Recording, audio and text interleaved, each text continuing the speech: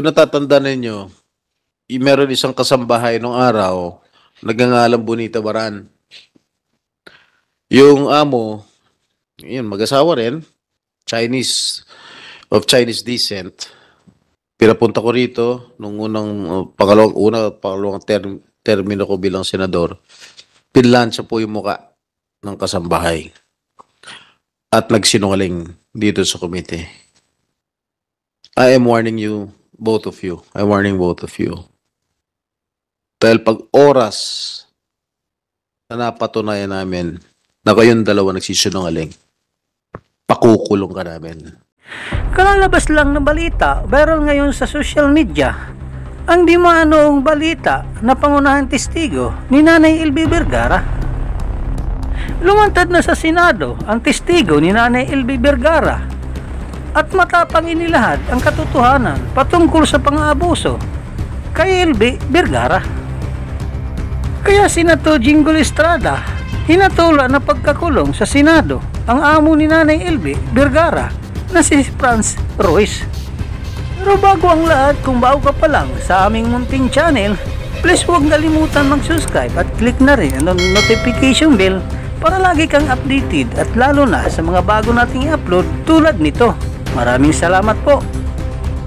At ito na mga idol, ang ikatlong pagdinig sa Committee on Justice and Human Rights sa kasambahay na minaltrato at inabuso ng kanyang amo na si Ginang Elby Vergara, na lalo lang lumilinaw ang katotohanan dahil sa mga testigo nito matapos magsalita at inilahad ang buong katotohanan sa pag-aabuso at pangmamaltrato kay Nanay Elby Vergara ng kanyang amo na si Franz Ruiz.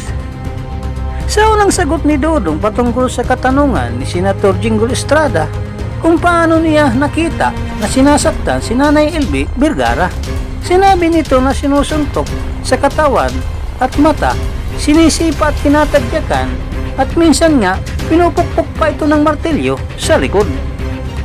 At ang mas malala pa nga ay sinusubsob ang muka sa inodoro. Ngunit ang lahat ng paratang ni alias Dudong ay mari itinanggi ni Franz Ruiz. At nanindigan na kahit kailan hindi niya sinaktan si Nanay Elby Vergara. Kahit itinuro na ito ni alias Dudong ng harap-harapan at pati ng pangalawang testigo ay nagsalita na rin patungkol sa pang-aabuso ni Franz Ruiz. Pinasinungalingan ng lahat na bintang ni Franz Ruiz kay Elby Vergara na hindi di mo ano ito totoo na pumasok si Elby sa kanyang kwarto. Sinabi rin niya na inutusan siya ni Franz Ruiz na magbigay ng salaysay para ikasira ni Nanay Elby Vergara. Kaya si Senator Jingle Estrada ay hindi na nagpapigil pa at umusok sa galit dahil sa tilang halatang halata na pagsisinungaling ni Franz Ruiz sa pagtatapos ng hearing. Napagdesisyonan lalong-lalo na sa Senator Jingle Estrada na ikulong sa Senado si Franz Ruiz. At dahil nga sa balitang ito, marami sa mga ating kababayan ang natuwa dahil mabibigyan ng hustisya ang pang-aabuso kay Nanay Elby Vergara. Ating tunghayan ang mga katanungan ng mga senador kay Nanay Elby Vergara kung paano nga ba siya inabuso ng kanyang amo. Yun po, pag lasing, nananakit po. Ay wala po katotohanan po ang sinasabi ni LB po. Minsan po, sinatadyakan, hinahagis po ako sa sahig at binabato ng lamisa. Kasi pagod ako minsan, mabili ka rin isang gin. Kalahati lang po. Tinatadyakan sa mukha, merong Ay, yung pong natamaan po ng lamisa yung mukha ko. panay lamesa ang iniitsa sa inyo? Opo. Wala po, wala katotohanan po yan. Minsan po, hinampas po ako sa likod. Hinampas ka ng Nabali nga po yung paa ng lamisa eh. paglasing si lalaki, sinasaktan ka din? Opo. Paano ka sinasaktan? Yung pong minsan po sinatadyakan, hinahagis po ako sa sahig at binabato ng lamisa. Binabato ng lamesa. Opo. Nung binato ka ng lamesa, saan ka tinamaan? Sa mukha po. Sa mukha. Opo. Ilang beses ginagawa sa yun? Isang beses po. Isang beses lang. Opo. Sa tagal mo na sa kanila, isang beses lang ginawa sa inyo. Paglasing nga lang po si kuya. Kaya nga, ilang beses nga siya nag-eat siya ng lamesa sa inyo? Tuwing lalasing? Opo, Gaano siya marami po. Gaano siya kadalas malasing? Lagi naman po nagainom po yan.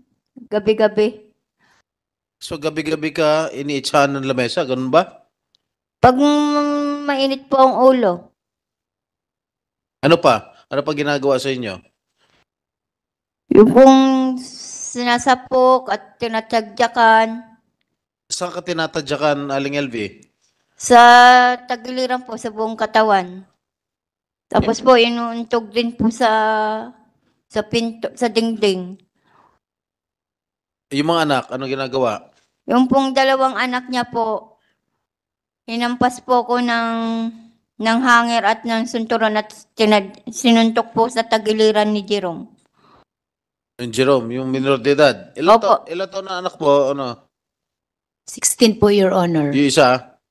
18, mag-18 pa lang po. Yung 18 Jerome, ka- ilan taon na? 16 po, Your Honor. Yung isa, ano pangalan? Danica po, Your Ayun Honor. isa ang pinapatawag ko. Dali mo na lang para madadala mo ba o mapapangako mo madadala mo sa susunod na hearing? No, you cannot talk. I'm asking you. Opo, Your Honor. Madadala mo? Opo. Oh, Aling LV. Po. Ituloy mo yung kwento mo rin sa amo mong lalaki. Yun nga po, pag lasing, sinasaktan din po. Yun lang, tinatadyakan sa muka. Merong sinasaktan ka ba sa muka? Wala po. Sa katawan lang. Ay, yung pong natamaan po ng lamisa yung mukha ko. Pagbato. Isang beses lang po nangyari. Marami na po. Panay lamesa ang iniitsa sa inyo? Opo. Laging lamesa? Minsan po, hinampas po ako sa likod. Hinampas ka ng? Nabali nga po yung paa ng lamisa eh. Lamesa pa rin. Opo. Kahoy. Plastic. Plastic. Nasaktan ka pa rin. Opo, yung sa likod. Gaano kalayo nung initsahan ka ng lamesa? Ano masasabi mo? Ay wala po katotohanan po ang sinasabi ni LB po. Kasi lagi po ako sa biyahe. Kung yung pag-inom naman na sinasabi niya, kasi pagod ako minsan, bumibili ka rin isang gin. Kalahati lang po. Ano po? May inom din po ako. Lagi ka raw lasing. Hindi po. Pag lasing ka daw, pinagdidiskitahan mo to si Aling LV. Hindi po. Tinatapunan mo ng lamesa, initsa mo ng lamesa. Wala po. Wala katotohanan po yan. Pero nasaktan niyo siya. Hindi po. Kahit kailan. Opo. Kontra doon sa sinasabi ni Aling LV. Wala po. Kahit kailan, pero yung asawa mo nanakit. Na Hindi ko nakikita po alam, mo. hindi ko po nakikita po kasi lagi po ako sa biyahe. O lagi ka lasing, kaya hindi mo nakikita. Hindi po. Hindi ako lasing po. Bira lang ako po uminom. Sabi ni Aling LV, halos gabi-gabi, Hindi po. uminom ka. Walang po katotohanan po yan. Ibig sabihin, hindi mo nakikita yung asawa mo. Minsan nakikita ko po pagdating ko po. Alam nyo, pinapaalahan ko lang itong dalawang kayo mag-asawa. Kung natatanda ninyo, meron isang kasambahay nung araw, nagngangalang Bonita Baran. Yung amo, yun, mag-asawa rin, of Chinese descent. Pinapunta ko rito nung pangalawang termino ko bilang senador. Pinlansya po yung muka ng kasambahay at nagsinungaling dito sa komite. Yung dalawang amo, yung mag-asawa nung araw, yan ang lansya ng muka kay Bonita Baran. Nasintensyahan yun. Habang buhay. Reclusion perpetua. Namatay na lang yung among, yung babae.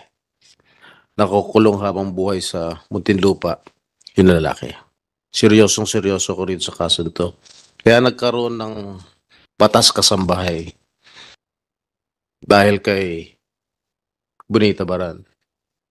Dahil sa pagmamalabis, pagmamaltrato sa kasambahay. I am warning you, both of you. I'm warning both of you. Dahil pag oras na napatunayan namin na kayong dalawa nagsisinungaling, pakukulong ka namin. Okay? Yung dalawang amo, yung mag-asawa nung araw, yan ang lansya ng muka kay Bonita Baran. Nasintensyahan yun. Habang buhay. Reclusion perpetua. Sa akin pakiwari, parang sisinungaling na kayo. Kahit magagaling ang mga abogado mo, kahit magagaling sila, kumuha ka ng pinakamahal na abogado, pinakamagaling na abogado, pero pag nagsisinungaling kayong dalawa, pakukulong ko kayo. Maniwala kayo. Kita niyo naman yung kasambahay, si Aling LV. Nakita niyo yung kondisyon niya.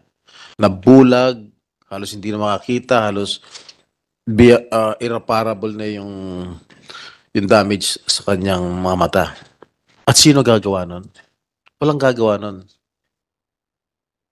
Sumasagot si Aling LV, she's not being coached by her legal counsel. Tuloy-tuloy yung sagot niya. Sumasagot kayo, binubulungan pa kayo ng, although nothing against it. That's your right. Pero of course, as an observant, nakikita ko kung sino nagsasabi ng totoo. Dito na po nagtatapos ang ating video. Maraming salamat po sa iyong panonood at walang sawang suporta. Ikaw, idol, anong masasabi mo sa video ito? Para sa inyong opinion, i-comment mo niyan sa ating comment section sa ibaba. At kung nagustuhan mo naman ang video ito, paiwan naman ako ng like at pasubscribe na rin sa ating munting channel. Maraming salamat po sa inyong panonood. Sama kayo na rin lang, mag-ingat, God bless. Bye-bye!